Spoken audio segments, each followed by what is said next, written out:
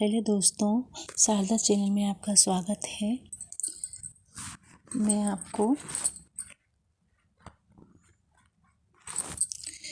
आपको माता रानी का शक्ति पीठों का वर्णन बता रही हूँ कि महालक्ष्मी, माता गौरी और महासरस्वती का प्राकट्य कैसे हुआ, कैसे उनकी कथा है, उसके बारे में बता रही हूँ। माता जगदम्बा, दुर्गा, शताक्षी और शाकंभरी नामों का इतिहास, महागौरी, महालक्ष्मी और इनकी कथा है। इनका प्राकट्य कैसे हुआ, सो ध्यान से सुनिए। माता की कथा, इसका अध्ययन करने से बहुत लाभ मिलता है, बहुत ही अच्छा रहता है माता के इस वर्णन को पढ़ने से। सो मैं आपको बता रही हूँ, सो ध्यान से सुनिएगा। जगदम्बा के द्वारा शताक्षी और शाकंभरी नामों का इतिहास, महागौरी, महालक्ष्मी अंतर्गत तथा पुनः प्राकट की कथा है ये देवी भागवत कथा। राजा जनमेजय ने पूछा, मुने, आपने देवर्षि हरिश्चंद्र की बड़ी अद्भुत कथा सुनाई है। आपने बतलाया है उन परम धार्मिक नरेश ने भगवती शताक्षी के चरणों की उपासना की थी। वे कल्याण स्वरूपिणी भगवती शताक्षी कैसे हुई? आप इसका कारण बताकर मेरे जन्म को सफल बनाने की कृपा कीजिए। व्यास जी कहते हैं, राजन, भगवती शताक्षी के प्रकट होने का पावन चरित्र कहता हूँ,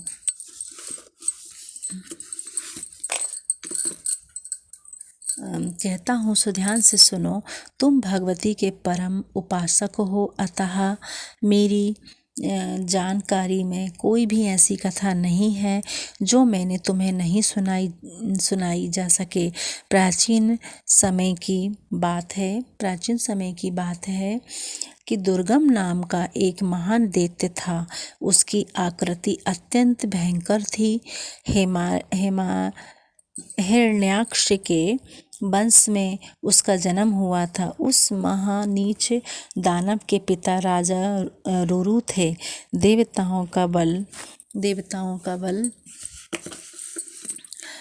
वेद है। वेद के लुप्त हो जाने पर देवता भी नहीं रहेंगे, इसमें कोई संशय नहीं है। अतः पहले वेद को ही नष्ट कर देना चाहिए। ये सोचकर वह दैत्य तपस्या करने के विचार से हिमालय पर्वत पर गया। मन में ब्रह्मा जी का ध्यान करके उसने आसन जमा लिया। वह केवल वायु पीकर रहता था। उसने 1000 वर्षों तक बड़ी कठिन तपस्या की। उसके तेज से देवताओं और दानवों सहित संपूर्ण प्राणी संतप्त हो उठे और विकसित कमल के समान सुंदर मुख से शोभा पाने वाले चतुर्मुख भगवान ब्रह्मा प्रसन्नतापूर्वक हंस पर बैठकर वर देने के लिए दुर्गम के पास पधारे। उस समय दुर्गम समाधि लगाए था। उसकी आंखें मुंदी हुई थी। ब्रह्मा जी ने उससे स्पष्ट स्वर में कहा, तुम्हारा कल्याण हो। तुम्हारे मन में जो वर पाने की इच्छा हो वह मांग लो। मैं वरदाताओं का स्वामी हूँ। आज तुम्हारी तपस्या से संतुष्ट होकर मैं यहाँ आया हूँ। राजन, ब्रह्मा जी के मुख से निकली हुई यह वाणी सुनकर दुर्गम सावधान होकर उठ खड़ा हुआ। उसने पितामह की पूजा करके यह वर मांगा कि सुरेश्वर, मुझे संपूर्ण वेद देने की कृपा कीजिए। सब वेद मेरे पास आ जाएं। महेश्वर, साथ ही मुझे वह बल दीजिए जिसमें मैं देवताओं को परास्त कर सकूं। दुर्गम की यह बात सुनकर चारों वेदों के परम अधिष्ठाता ब्रह्मा जी ऐसा ही हो कहते हुए सत्यलोक को चले गए। तब से ब्राह्मणों को समस्त वेद विस्मृत हो गए।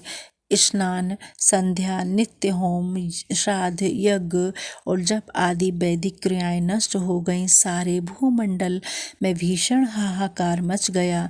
ब्राह्मणगण आपस में आश्चर्यपूर्वक कहने लगे, यह क्या हो गया? यह वेद के अभाव में हमें क्या करना चाहिए? इस प्रकार सारे संसार में घोर अनर्थ उत्पन्न करने वाली अत्यंत भयंकर स्थिति हो गई। देवताओं को हवि का भाग मिलना बंद हो गया, अतः निर्जर होते हुए भी वे जंजर हो गए। होते हुए भी वे जंजर हो गए। स्वतः जिनके पास बुढ़ापा नहीं आ सकता था, उन्हें अब बुढ़ापे ने ग्रस्त लिया। फिर उस दैत्य के बल से अमरावती नामक नगरी घेर ली गई। दुर्गम का शरीर ब्रज के समान कठोर था। देवता उसके साथ युद्ध करने में असमर्थ होकर भाग चले।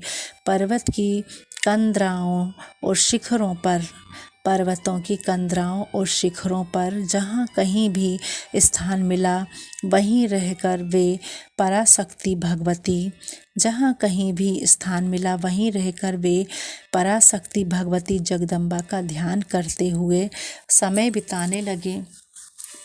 राजन, अग्नि में हवन न होने के कारण वर्षा भी बंद हो गई। वर्षा के अभाव से घोर सूखा पड़ गया। पृथ्वी पर एक बूंद भी जल नहीं रहा। कुएं, बावलियाँ, पोखरे आदि नदियाँ बिल्कुल सूख गईं। राजन, ऐसी अनावृष्टि 100 वर्षों तक रही। बहुत ही प्रजा तथा गाय भैंस आदि पशु प्राणियों से हाथ धो बैठे। घर घर में मनुष्यों की लाशें बिछ गईं। इस प्रकार का भीषण अनिष्टप्रद समय उपस्थित होने पर कल्याण स्वरूपिणी भगवती जगदम्बा की उपासना करने के विचार से ब्राह्मण लोग हिमालय पर्वत पर गए। समाधि, ध्यान और पूजा के द्वारा उन्होंने देवी की स्तुति की। वे निराहार रहते थे। मन एकमात्र भगवती में लगा था। देवी के शरणापन्न होने देवी के शरणापन्न होकर वे स्तुति करने लगे। मैं परमेश्वरी, हम पामर जनों पर दया करो। अंबिके, हम सब तरह से अपराधी हैं, तथापि हम पर कृपा करना। तुम्हें शोभा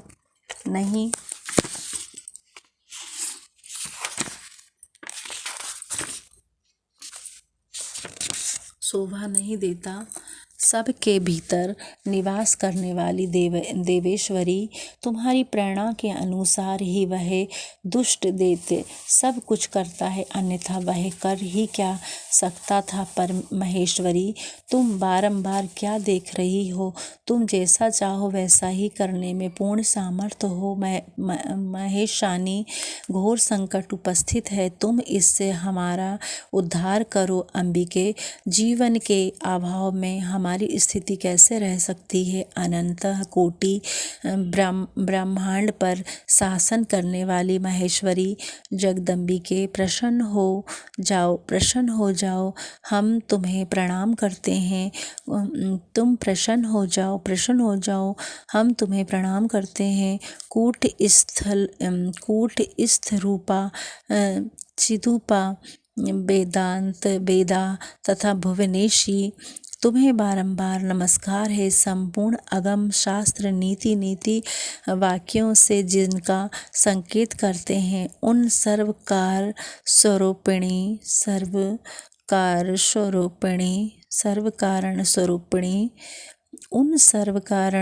स्वरूपिणी भगवती के हम समयक प्रकार से शरणागत हैं। इस प्रकार ब्राह्मणों के प्रार्थना करने पर भगवती पार्वती ने, जो भुवनेशी एवं महेश्वरी नाम से विख्यात है, अपनी अनंत आँखों से संपन्न दिव्य रूप के दर्शन कराए। उनका वह विग्रह कज्जल के पर्वत की तुलना कर रहा था। आंखें ऐसी थी मानो नीले कमल हों। कंधे ऊपर उठे हुए थे। विशाल वक्षः स्थल था। हाथों में बाण, कमल के पुष्प, पल्लव और मूल सुशोभित थे, जिनसे भूख, प्यास और बुढ़ापा दूर हो जाते हैं। ऐसे शाक आदि खाद्य पदार्थों को उन्होंने हाथ में धारण कर रखा था।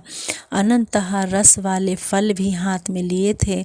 महान धनुष से भुजा सुशोभित थी। संपूर्ण सुंदरता का सारभूत भगवती का वह रूप बड़ा ही कमनीय था। करोड़ों सूर्यों के समान चमकने वाला वह विग्रह करुण रस का अथाह समुद्र था। ऐसी झांकी सामने उपस्थित करने के पश्चात जगत